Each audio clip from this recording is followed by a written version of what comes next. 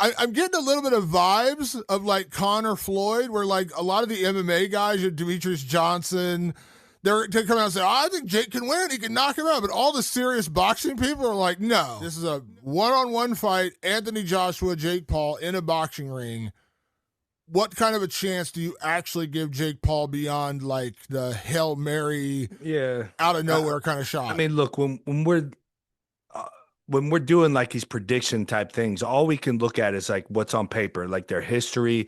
What have we seen in the past? You never know what's going to happen in a fight. Everybody has a fucking chance, period. Right? Buster Douglas beat Mike Tyson, right? Everybody has a fucking chance.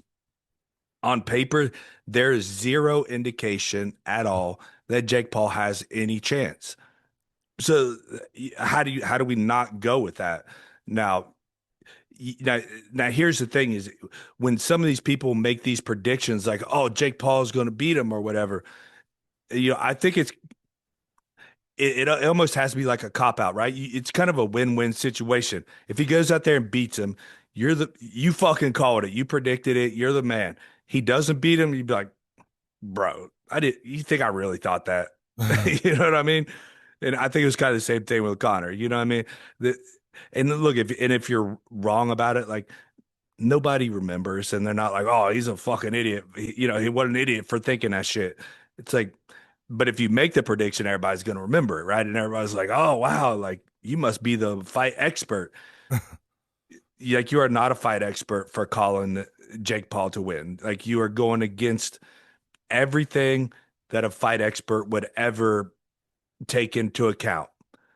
Like he has there's zero reason whatsoever to think that Jake Paul has a chance against Anthony Joshua. Does that mean that he can't go out there and win? Like they're throwing punches. Punches come fast, right? And random things happen.